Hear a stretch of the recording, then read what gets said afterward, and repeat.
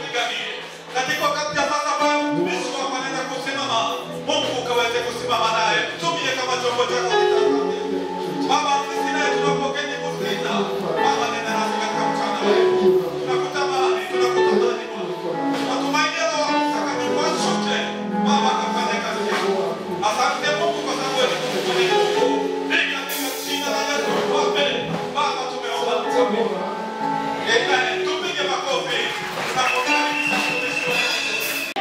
Haleluya, haleluya. Naomba unisaidie kukaribisha. Iwapo ni mgeni, tumwambie karibu sana, jisikie huru nyumbani. Sema hivyo. Karibu sana, jisikie huru. Na tunapenda wageni wetu. Hebu tumpe Bwana wetu makofi mazuri. Kwa hivyo, yawezekana ni mara ya kwanza kuabudu pamoja nasi. Usiwe na hofu. Hapo tunamwabudu Mungu aliye wa kweli. Bwana Yesu apewe sifa.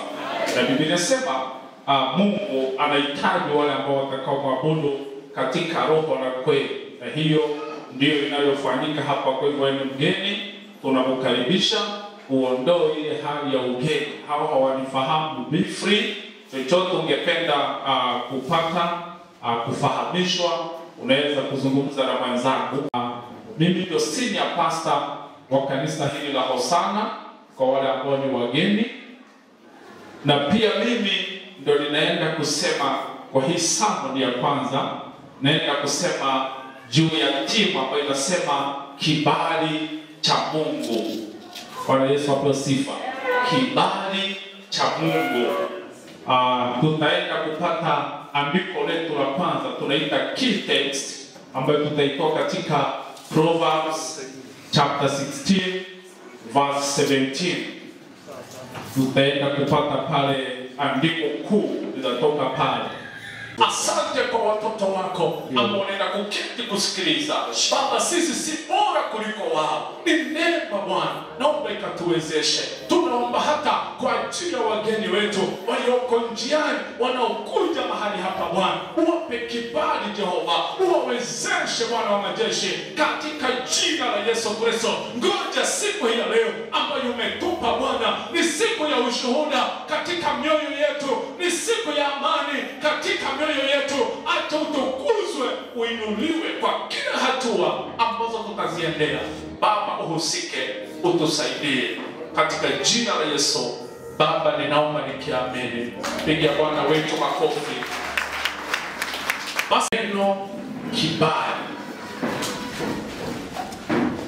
Kibali. Mara nyingi huwa tunamwambia Bwana, tupe kibali Bwana. Nipe kibali Bwana. Sasa kibali hichi ni nini? Bwana Yesu asifiwe. Kwa njia moja unaweza kusema kwamba kibali ni neema ya pekee kutoka kwa Mungu inayosababisha mtu apokelewe kwa maana, akubalike, afunguliwe milango ambayo kawaida isingeweza kufunguka kwa nguvu au juhudi zake mwenyewe.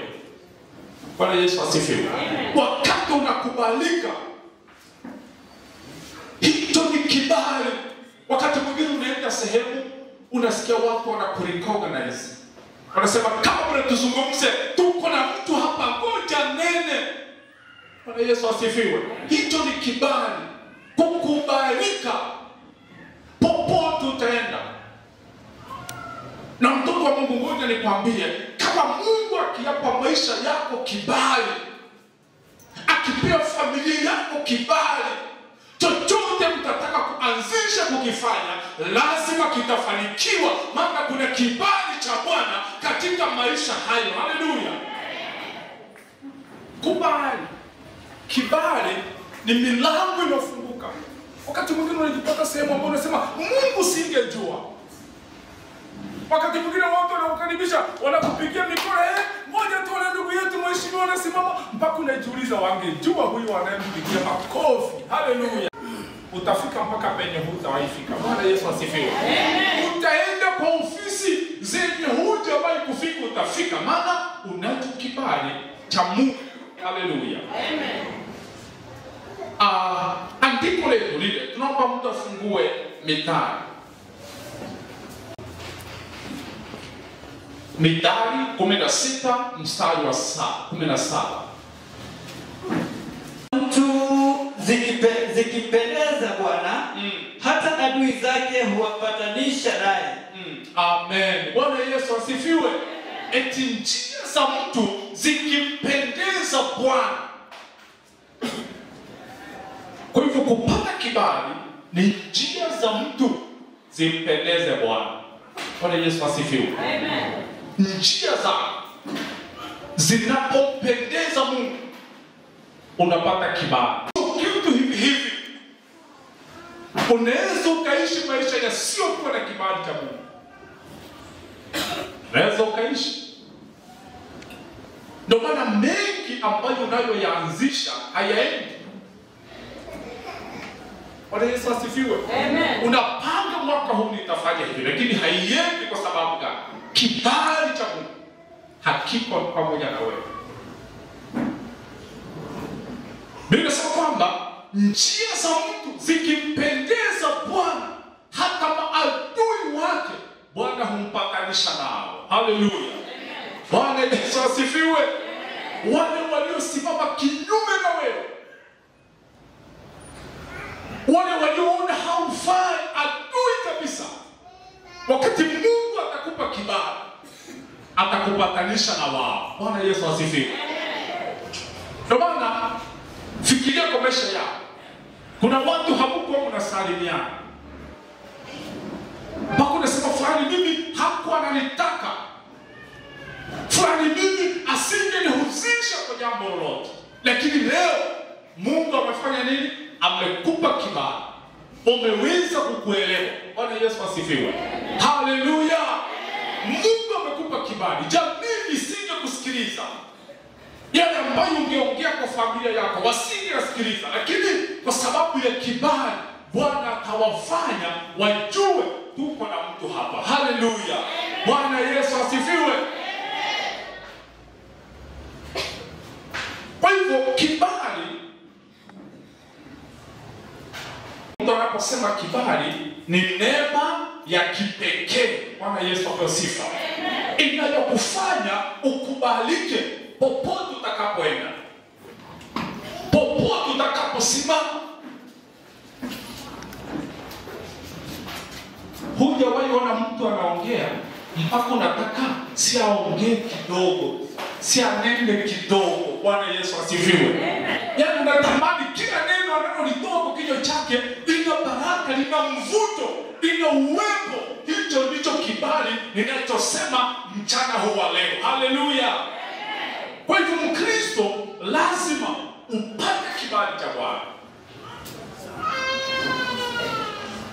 Anasema kwamba kibali ni njia pekee, ni neema pekee ya kukufanya ukubalike. Unakubalika popote ukienda, popote wakipropose kwamba fulani na fulani, bado kibali cha Bwana kitakuwa juu yako. Bwana Yesu asifiwe. Pamoja na uulize, umenijuaje? Hawaja kujua kuna kitu kiko ndani yako ambacho kinajidhihirisha, na ukiwa na kibali, hata kama utaenda ukae sehemu tulie, kile kiko ndani yako kitazungumza kwa wale watu. Haleluya. Ni hazina kubwa, hazina kubwa. Kibali. Mtu aliye na kibali, chochote akigusa kufanya kinafanikiwa. Bwana Yesu asifiwe. Na nikupe siri moja, ukiwa na kibali cha Bwana, hata adui akufuate hatawezana na wewe. Haleluya. Hata adui ainuke hatawezana na wewe. Kwa sababu gani? Uko na kibali cha Mungu. Na ukiwa na kibali cha Mungu, Mungu anakusogeza. Inasema kibali. Sijui kama umeshawahi kuuliza kwa maisha, Mungu, kama usingefungua milango Mungu, ningekuwa wapi? Mimi mara nyingi nimesoma na marafiki wangu wengine ambao tulisoma nao shuleni. Wakati mmoja na wakutana, kwa hali fulani ambayo unawapata mpaka unajiuliza, mimi ninajiuliza kwamba Mungu, kama sio wewe, labda ningekuwa na hali kama hii. Bwana Yesu asifiwe. Kwa hivyo kibali cha Bwana hutufungulia milango ambayo si kawaida yetu, ambayo si nafasi yetu. Ukiwa na kibali cha Bwana utaingia kwa ofisi ambayo hukutarajia. Haleluya. Mtaletwa kwa interview na wakubwa watakuja wamesoma na mabarua zao, lakini Mungu akiona kibali chako hataona maandishi, utapelekwa. Haleluya. Kibali kitakusogeza. Hakusoma imekuaje nafanya hii kazi, moja nikwambie my friend, sio kwa akili zako, ni kibali cha Mungu. Haleluya. Na ukiona kibali cha Mungu utavuka mpaka penye hukutarajia. Hata maonyesha kiko ndani yako, ni kibali. Inasema ni upendeleo wa kiungu unaoleta mafanikio bila mapambano makali. Ni upendeleo wa Mungu unaoleta mafanikio bila mapambano makali. You won't struggle. Huwezi struggle kwa maisha yako. Siku moja nilikuwa nasema kwamba Mungu wetu ni wa ajabu sana. Anapoona kitu ndani, anapoona hazina ndani yako, kuna mambo ambayo atakufanyia ambayo hukutarajia. Bwana Yesu asifiwe. Na atakuweka penye hukutajua, hutaamini. Mpaka unajiuliza, Mungu, ingekuwa ni haraka.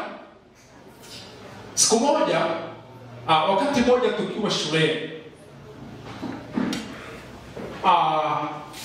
mimi nikamwambia Mungu neno. Maana nyuma nilikuwa na akili nzito, nilikuwa nashika namba ya mkia, namba ya mwisho. Kila mtihani ukifanya najua mimi ni mwisho. Lakini siku moja nikamwambia, nikajiuliza, kwani huyu anayekuwa namba moja yeye ana akili gani? Hayo ni mawazo nilijiuliza. Nikasema ana ubongo wa science, unasema ubongo wote ni mweupe. Hakuna mtu aliye na ubongo kala tofauti, wote ni mweupe. Huyu anayekuwa namba moja yeye ana ubongo gani? Nikamwambia Mungu. Sasa mtihani uliofuata, nakumbuka ilikuwa mwaka 2000. Mimi nakwambia the real testimony, siweki maneno hivi, ilikuwa mwaka 2002.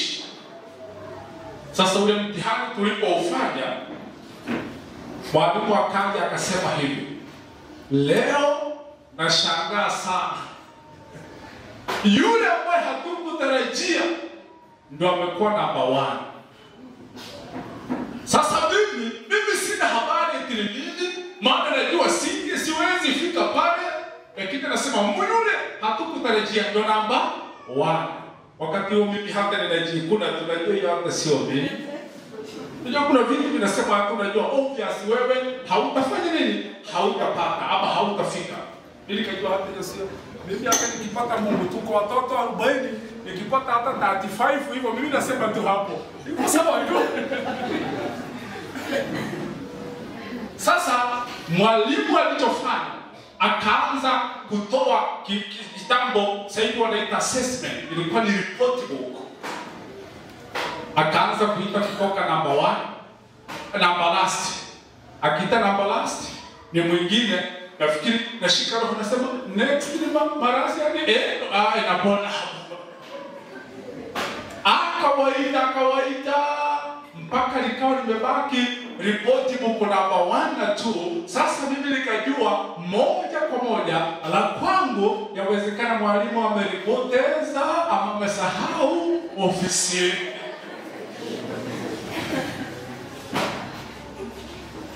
Tena akaita namba 2 ni mwingine. Sasa ingekuwa ni ukata tamaa, hata nikawa nataka sasa ile kutamani. Umeshawahi kuwa sehemu ukatamani hata kama Mungu chochote kingetokea, tufani itokee, vuruge hali, tujichanganye, utupotee. Nafikiri Mungu si chochote kitokee, mtapata hizi aibu, hata ardhi hizi pasuke nizame tu Mungu. Namba 1 mpaka namba last mpaka namba 2 sijapatikana. Sasa niko wapi? Mungu ndiye kwanza kujiuliza, ama walimu walipoteza ripoti huko yangu, lakini nikatulia tu. Sasa walimu akasema, si niliwaambia aliyowashikia namba 1 leo yule hamtaamini. Marasiani wa Nkuru simama wa. Ni mimi sasa. Niambie kama naongesikia. Sasa wakati watu wanashangilia, mimi nasema hata mungejua mnayemshangilia ni neema tu. Unajua kuna watu wanakushangilia, oh mkubwa, wewe mkubwa. Unawauliza, haya makofi kweli ingestahili haya? Lakini wewe unaweza ona haustahili, lakini Mungu anaweza kukufanya ukastahili mbele machoni pa watu wengine. Nikisema Mungu, kama nimekuwa namba 1, Mungu nisaidie.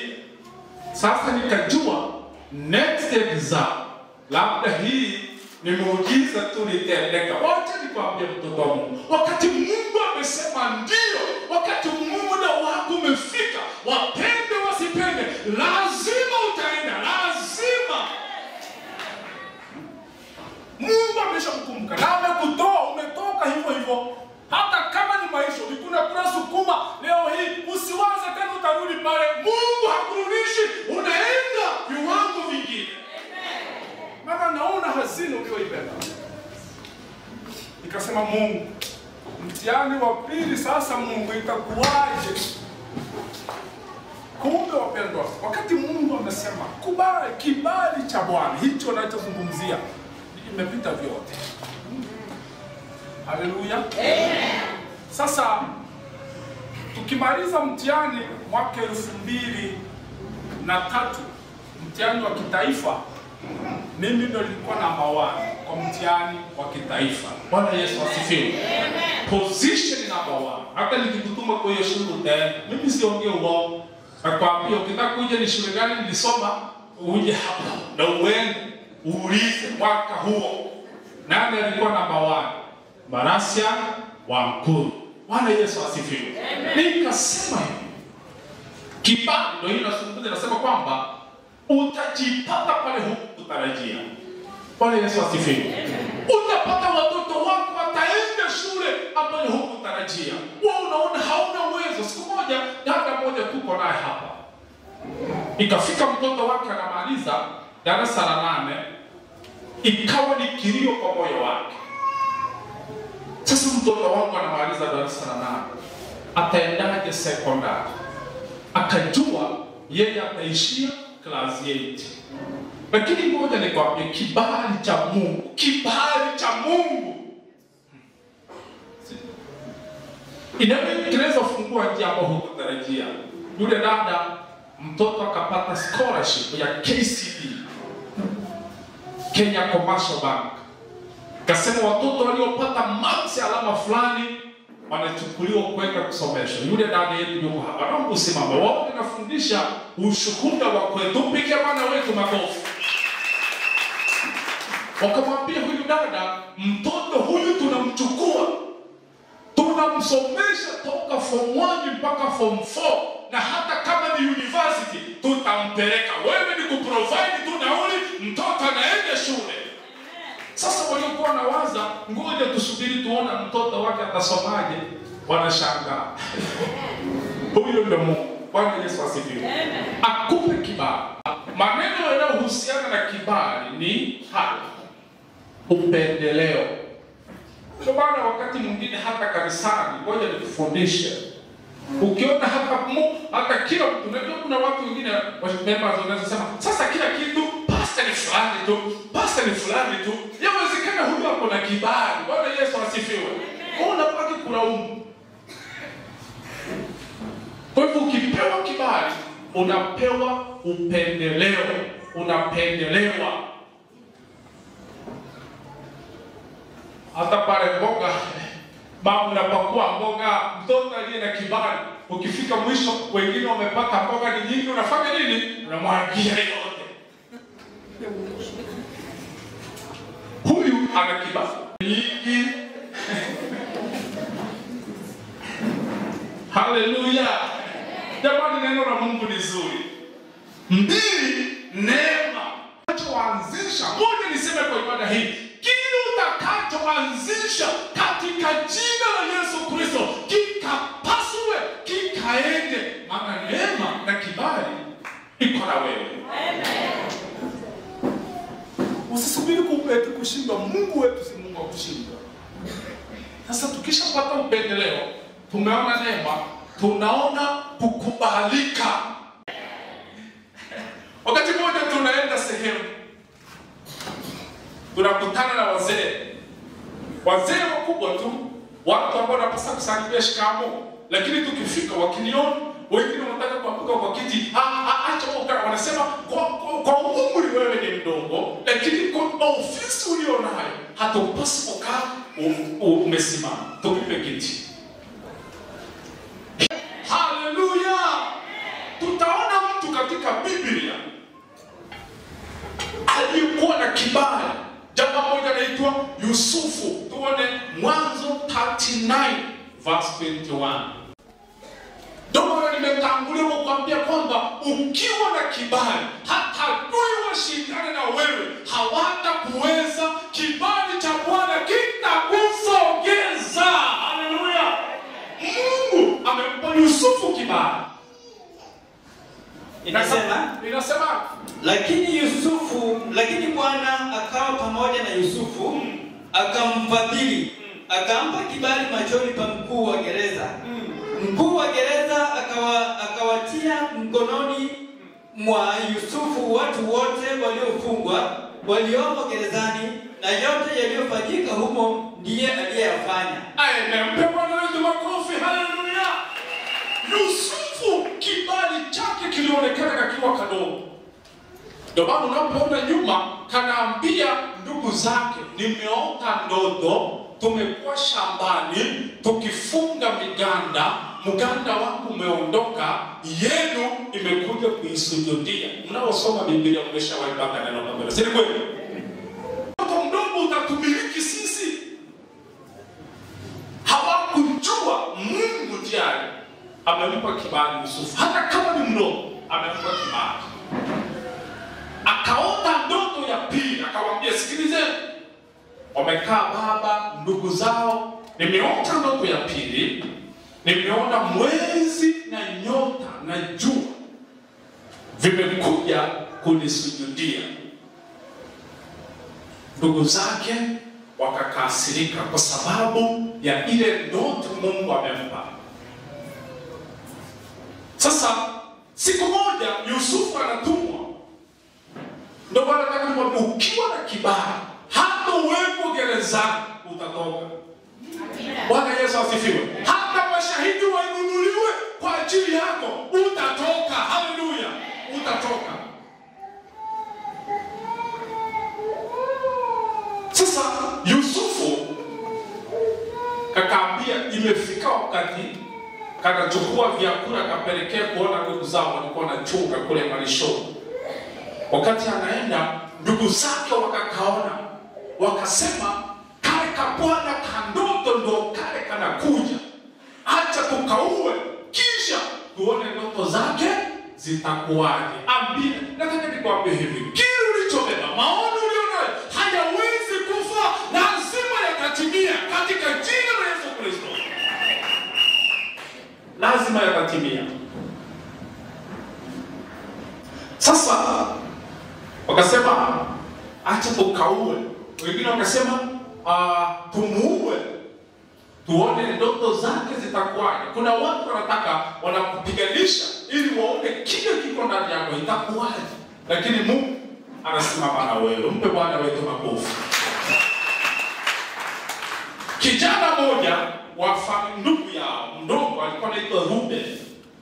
Ruben akaambia ndugu zao, msimuue, afadhali tumuuze aende nchi. Wakati huo kulikuwa na biashara ya slaves ambayo ilikuwa inanunua watu wanaenda utumwani. Sasa wakaona ni heri kumuuze Yusufu tu aende. Afu wakachukua ile kanzu yake aliyokuwa anaivaa, wakapaka damu, wakaua mnyama, wakapaka damu, wakapelekea baba yake, wakamwambia mnyama mkali ametokea, amemuua Yusufu, cheki vazi lake ndio hili, kanzu ndio hili.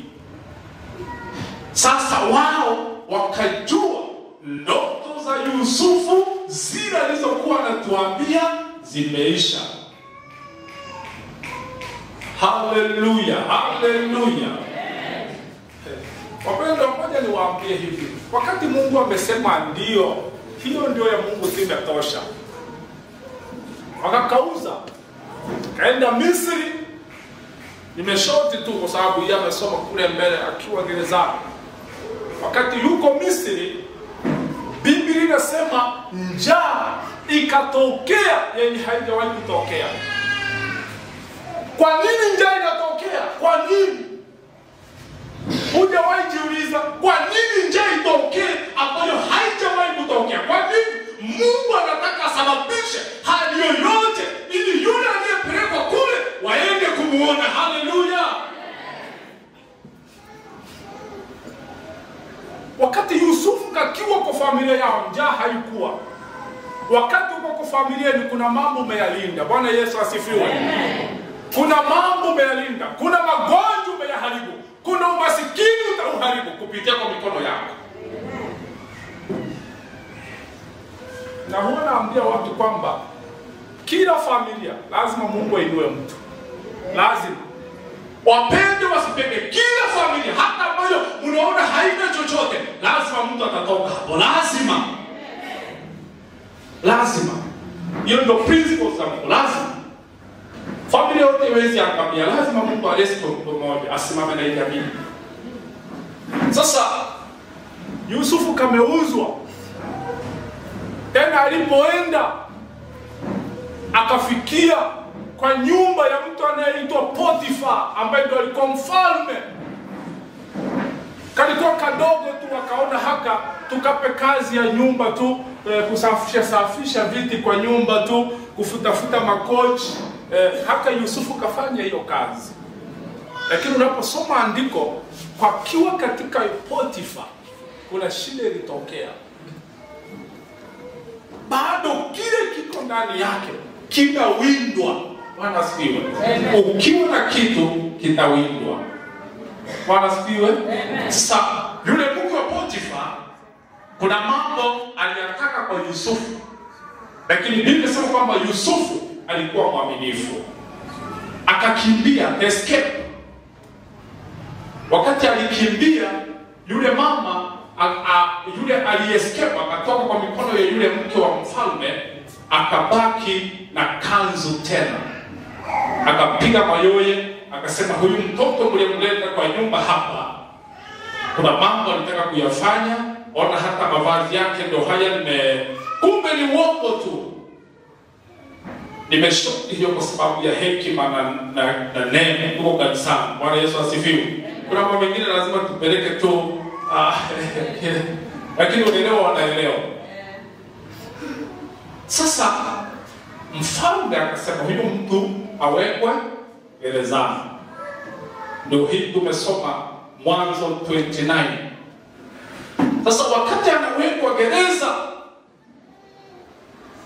unaona ameuzwa kama slave, amekuja kwa nyumba ya mfalme, tena amewekwa sasa gerezani.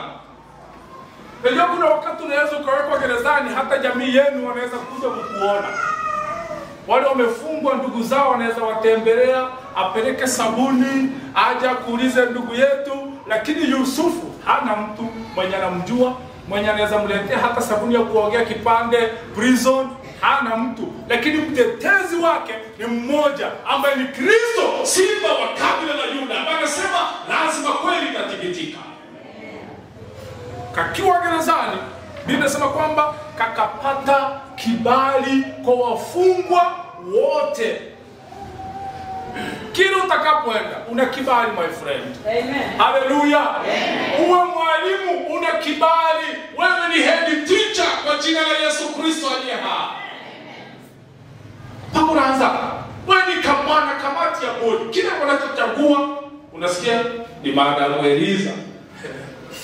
Watake treasurer wa shule ni Madam Eliza. Unajua bwana, kwani na Eliza yeye anapendelewa boyfriend. Hicho ni kibali cha Bwana. Songa mbele. Haleluya. Nafundisha juu ya kibali cha Bwana. Na mada lingine ni Esther. Naposoma Esther 2:17 nenda kumalizia pale kwa sababu ya muda.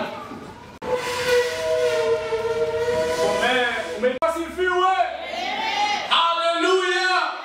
Sijui kama umeshawahi soma historia hii. Unaona Esther kalikuwa ni kabinti ambako kalilelewa kayatima na anko yake ambaye alikuwa anaitwa Mordekai. Sasa alipokalea, siku moja ikatokea wafalme walikuwa wanafanya sherehe.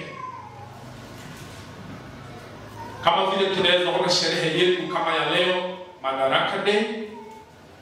Sasa mfalme alikuwa na mke aliyekuwa anaitwa Vashta. Ndio alikuwa mke wa mfalme. Sasa mfalme akaandaa karamu kubwa, watu wakaja wakubwa katika ile karamu. Akamuita na mke wake ili akae karibu na yeye, maana yeye ni mfalme, awe na mke wake. Biblia inasema kwamba Vashta Malkia hakwenda kwa teni ile sherehe, hakwenda, akakataa kwenda kukaa karibu na mume wake. Biblia inasema kwamba mume wake akakasirika. Watu wakamwambia, huyu mtu amekuaibisha, mke wako huyu amekuaibisha, Vashta amekuaibisha mfalme, kwa nini asikuje kwa karamu? Sasa ushauri ukatokea kwamba mfalme atafute mke mwingine wa kuoa. Bwana Yesu asifiwe. Taarifa zikatoka kama vile Kenya rais anatafuta, mfano tu, atafute mtu mwingine wa kuoa. Hiyo ni taarifa imetoka Kenya kwa vyombo vya habari. Ni wasichana wangapi watatokelezea kwenda kwa rais? Bwana Yesu asifiwe. Gari zitasomba watu mpaka sasa. Esther alipopata habari hiyo, wanaenda kwa mfalme. Kuna kitu aliomba Mungu, akasema, Mungu nipe kibali. Haleluya. Amen. Akafunga siku bila kula, anaomba kibali cha Bwana. Sasa ikafika siku yenyewe.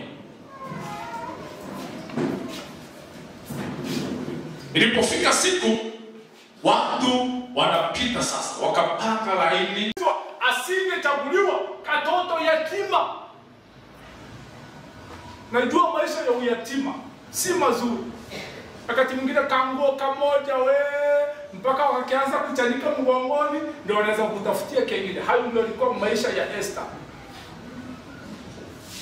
Biblia inasema kwamba kakakanyaka. Unajua wakati umeokoka, hata kutembea kwenyewe ni upako wa Mungu. Haleluya. Wakakunyora sokoni baba ragenda maha kulipanchuja. Naona tacha mara utacha foot steps zako, umeokoka, zina upako, zina kibali. Haleluya. Siku hizi ukiambia mama kuja demonstration tukidogo, tumutuhurumia kidogo hayo, wini mzee unaenda na mama, mzee, mimi ni mzee, wasiumu wewe msije mseme yule. Najua watu wana maneno, barati wakambia pasta kambia yule no mukali lero, ni mfano. Tunaenda sokoni, wewe, mimi ni mzee, wewe ni mama. Tunaenda umukungu ni bakasana na tu kama umukungu nombe tokambira kwa ya bonso hapo Bwana Yesu asifiwe. So mwakate umukungu au nyori mukiosi kikia matiko amaringo mama.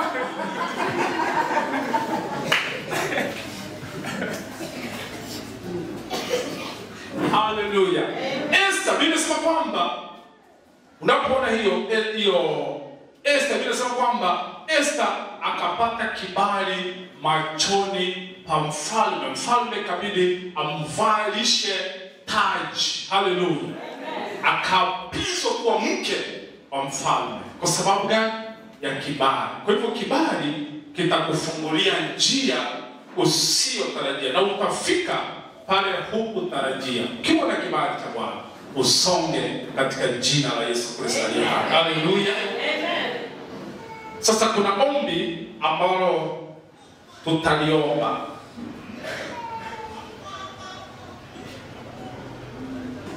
Ombi hili linasema, Mungu uninyunyuzie kibali chako leo. Tuseme hivyo, Mungu nifungulie milango ambayo nimehangaika nayo kwa muda mrefu. Nipe neema ya kukubalika mbele zako na mbele za wanadamu. Kwa jina la Yesu Kristo. Amen. Pokea kibali hicho cha Bwana. Haleluya.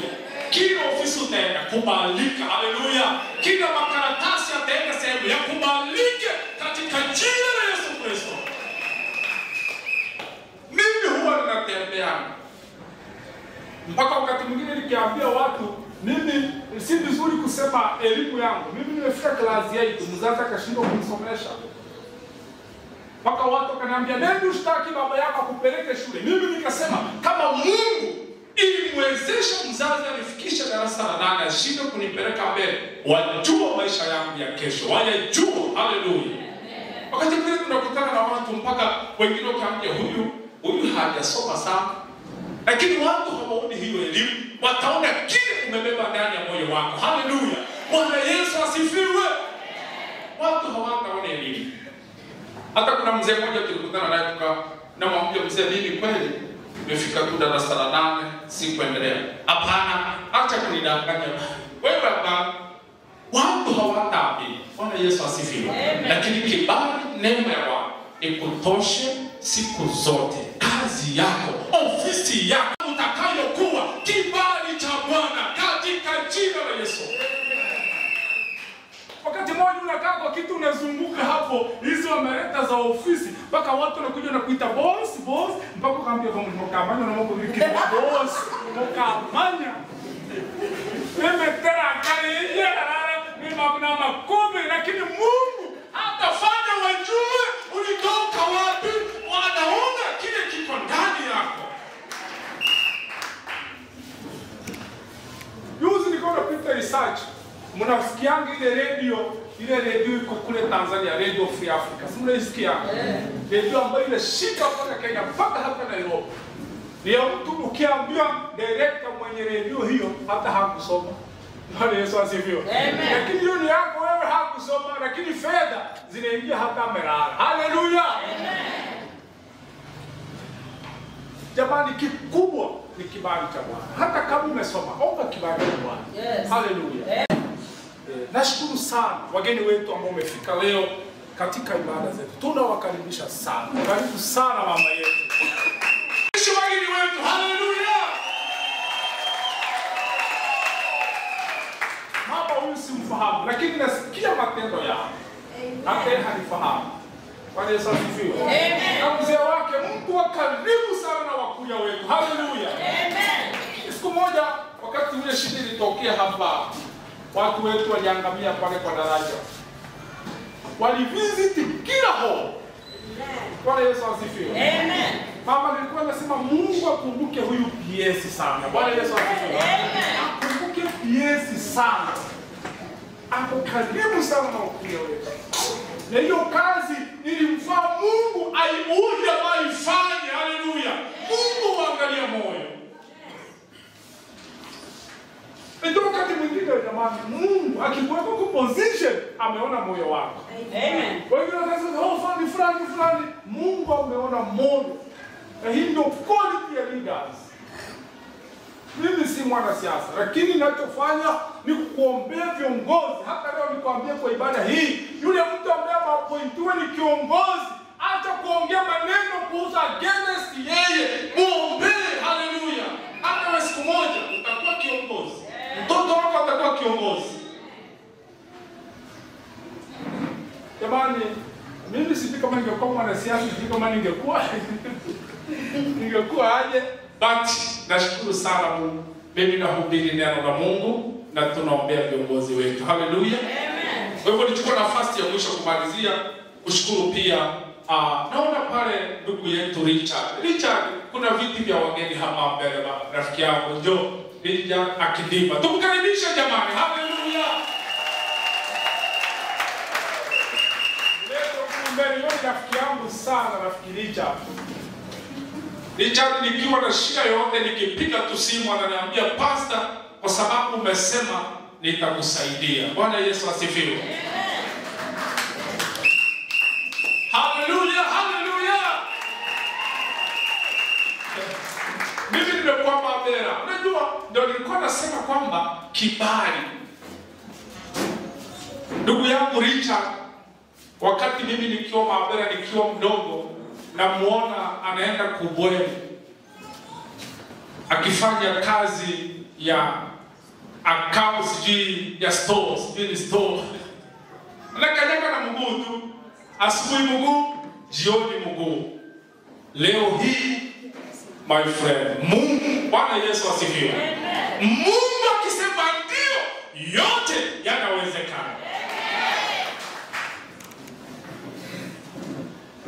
Wengine wanaweza kusema sijui Richard, my friend, sisi tunajua, tunaona historia wapi. Huyu muuliza atakwambia kubwa tena kwa miguu, wakati wa mshahara hata ufike 10,000. Bwana Yesu asifiwe. Lakini Mungu wetu akikupa kibali lazima utaenda. Haleluya. Naona bado ukidecorate Richard. Naona sasa unaweka gate ya standard. Tumbe Bwana wetu makofi. Ndio kukua, wakati Mungu anakufanya ukue, unapofika sehemu unaona hii sio standard yangu. Nenda hatua nyingine katika jina la Yesu Kristo. Jenga, haleluya. Usiogope watu wanasema nini. Wakati Mungu amekubali, ameshakubali. Haleluya. Amen. Mimi ninaanza kuhubiri nikilala kwa nyumba ya nyasi. Nilipoenda kuchumbia mke wangu ni muoe, nilimuomba kwanza aje aone ninapotoka. Unajua kuna mwingine akitaka kuoa anaenda kwa mjomba wake, maana ni pazuri, kuna makochi ya kukaa, anaenda kwa kale amngendiga, this is home.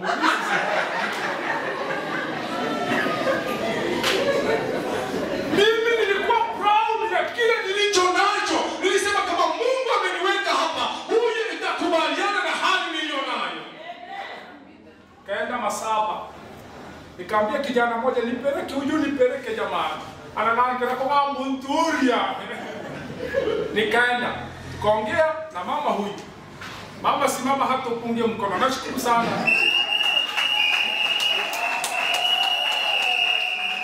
Nikamwambia mama, kabla tuone huyu tembee kwetu, kumbe anataka aje aone nyumba. Ukiona juu mvua ilikuwa inanyesha mpaka tunachukua makaratasi ile ya godoro, tunaenda kwa Mabera, nikaokota pale makaratasi, nikaja nikafunga kwa kitanda kando, ili wakati inanyesha kitanda nisinyeshe pale kando, kitanda hapa niwe safe. Mama akakuja. Kamwambia mama, hata kama anakumbuka nilimzungumzia, unaona ninapotoka mke wangu mtarajiwa. Sasa umekubali? Mimi haina shida. Nikasema jina la Bwana libarikiwe.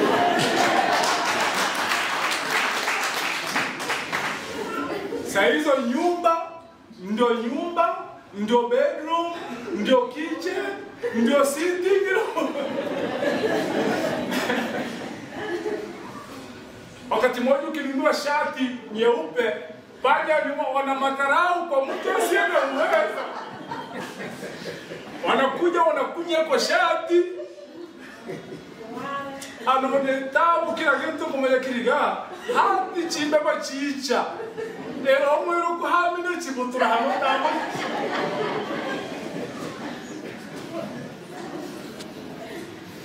Bwana Yesu asifiwe. Amen. Jamani, Mungu wetu ni mwema. Namshukuru Mungu. Amen. Leo hii ninapo kuona Mungu, nyumba ninalala iko na ceiling board. Mungu alichange yale makaratasi, sasa ni ceiling board. Bwana Yesu asifiwe. Nikamwambia Mungu, unajua kuna vitu vingine lazima uambie Mungu, husisha Mungu. Hata nyumba utakayojenga ambia Mungu. Nikamwambia Mungu, nikijenga nyumba yangu iwe na choo, iwe self contained. Sio kama ni self contained hata maana yake. Ulini kama ni self contained ni halaji. Sasa nilipojenga nikawa na wazo kwamba nimekuwa kwenda kukojoa nje hata usiku. Mungu, nataka niwe na kachoo kanyumba. Hata siku nilimaliza nyumba, watoto wangu walikuwa wanasema, "Baba, naenda kujisaidia." Hata hawana haja na wasubiri wajisaidie, hata usikii kitu. Kumbe ni ile kuinama tu hapa kushukuru, tunasema asante. Asante jamani. Unaona Mungu anatufanya mambo. Kwa hivyo Mungu wetu ni mwema. Tuendelee kumtumainia. Tusimame kwa miguu yetu. Naomba wimbo tu tuende kushukuru Mungu kwa kibali hicho cha Mungu.